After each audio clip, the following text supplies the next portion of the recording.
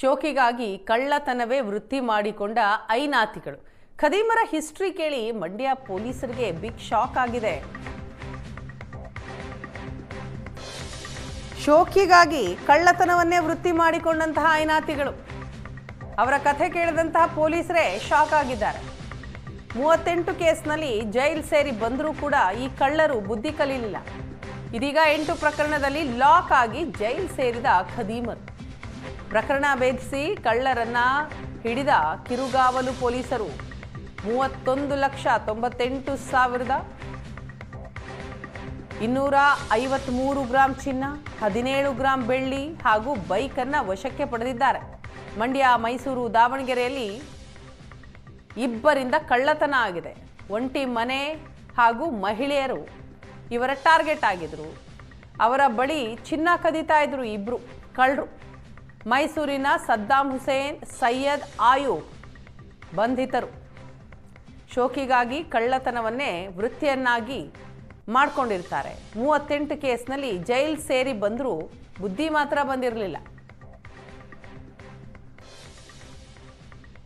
ಹಿಂದೆ ಬದಿಯಿಂದ ಬಂದು ಅವ್ರದ್ದು 2 ಎಳೆ ಚೈನ್ ಸ್ನ್ಯಾಚ್ ಮಾಡಿರ್ತಾರೆ.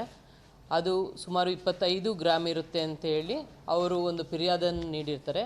ಇದಕ್ಕೆ ಸಂಬಂಧಿಸಿದಂತೆ ಕಿರುಗಾವಲು ಪೊಲೀಸ್ ಠಾಣೆಯಲ್ಲಿ ಮೊಕದ್ದಮೆ ನಂಬರ್ 61/25 ಕಲಂ 309 ಸಬ್ ಕ್ಲಾಸ್ 4 BNS ಅಲ್ಲಿ ಪ್ರಕರಣವನ್ನು ದಾಖಲು ಮಾಡಿಕೊಂಡು ಇದಕ್ಕೆ ತಂಡವನ್ನು ರಚಿಸಲಾಗಿರುತ್ತದೆ. ಇದು ಅಡಿಷನಲ್ SP ತಿಮ್ಮಯ್ಯ ಹಾಗೂ ಗಂಗಾಧರ್ ಸ್ವಾಮಿಯವ್ರನ್ನ ಒಳಗೊಂಡಂತೆ ತಂಡವನ್ನು ರಚಿಸಲಾಗಿದ್ದು, ಇವರು ಆರೋಪಿಗಳಾದ ಸದ್ದಾಂ ಹುಸೇನ್ ಹಾಗೂ ಸೈಯದ್ ಅಯೂಬ್ ಇವರಿಬ್ಬರು ಮೈಸೂರಿನವರಾಗಿರ್ತಾರೆ.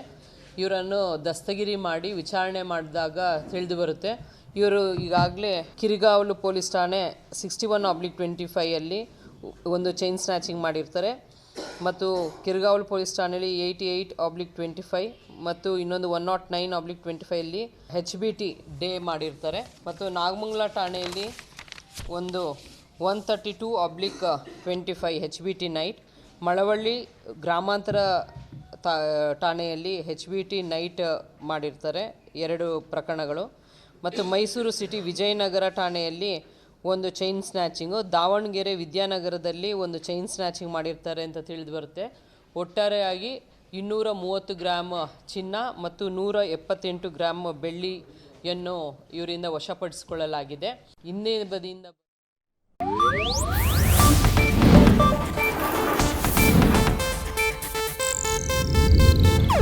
ಇದು ಏಷ್ಯಾನೆಟ್ ನ್ಯೂಸ್ ನೆಟ್ವರ್ಕ್ ಪ್ರಸ್ತುತಿ.